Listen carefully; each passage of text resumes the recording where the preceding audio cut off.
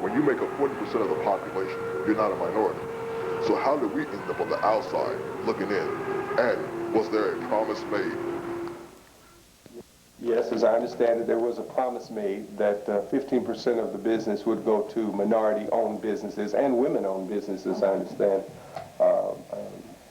But I think that, you know, we use terms and we really don't understand the impact of the terms. Had the 15% even been reached for minority or women-owned businesses, that still could have excluded black-owned businesses.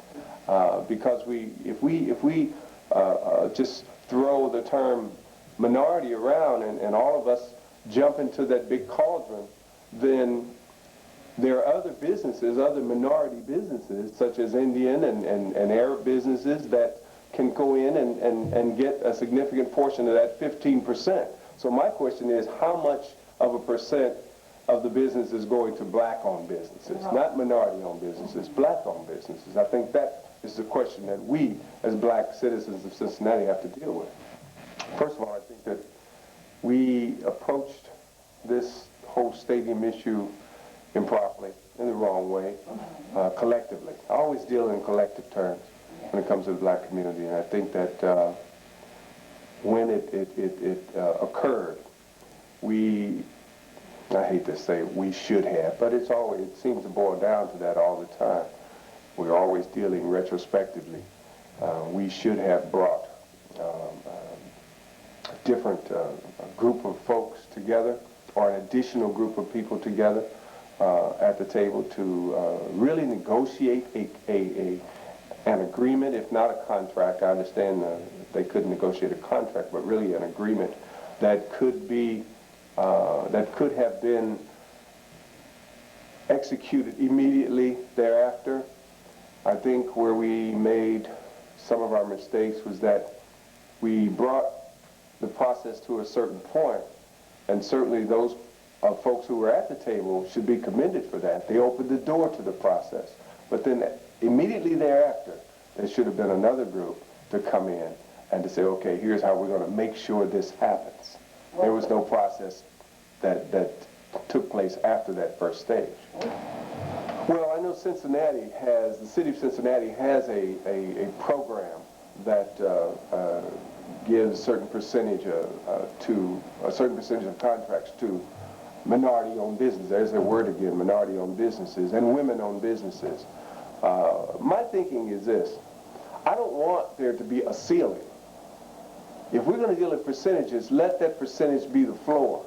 Yeah. Let 15% be the floor. I want to say the sky's the limit for black people.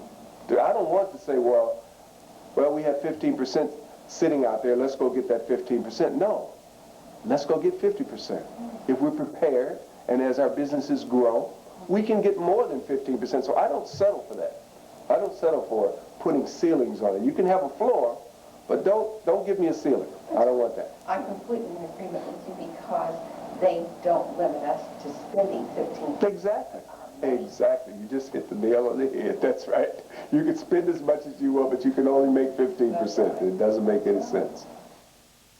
How they were able to make this purchase.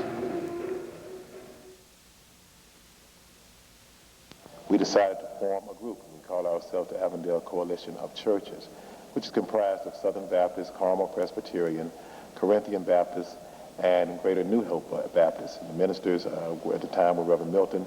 Now it's Reverend C. Dennis Edwards, myself, Reverend Wallace, and Reverend Donald Jones from Greater New Hope, and Reverend K.Z. Smith from Corinthian.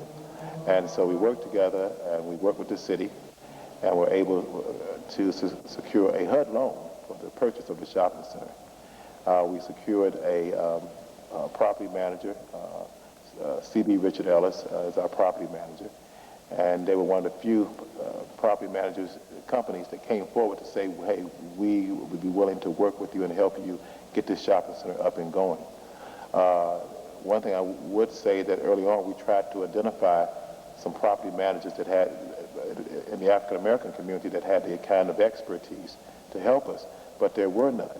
There were people who had managed strip malls and things of this nature, but from the standpoint of developing them and helping to revitalize them. There just weren't persons who were available. So as a result of that, we came together, and what you have now is the result of our collaborative effort. And it's been sort of a labor of love, but it's also been a very eye-opening experience. One of the things that we have come to face is that even today in 1998 is that there is still a stigma attached to doing business in the black community, and particularly in Avondale. And I believe that it goes back to the late 60s, early 70s when there were riots here. And this community, for all practical purposes, was abandoned in terms of it being a viable business opportunity for people to consider for business purposes. And so that has been one of the things that we have continuously struggled with, trying to get persons, potentially businesses, to look at locating in the area. We have some space available. One of the problems that we have right now is that we have to almost, by necessity, look for major businesses, large businesses, to come and to set up shop here in order for us to be able to provide opportunities for small black businesses to come. We are not in a position to take the risk for startup businesses right now, and that's one of the things that's very frustrating in the work that we've been doing with the shopping center. First, I don't think that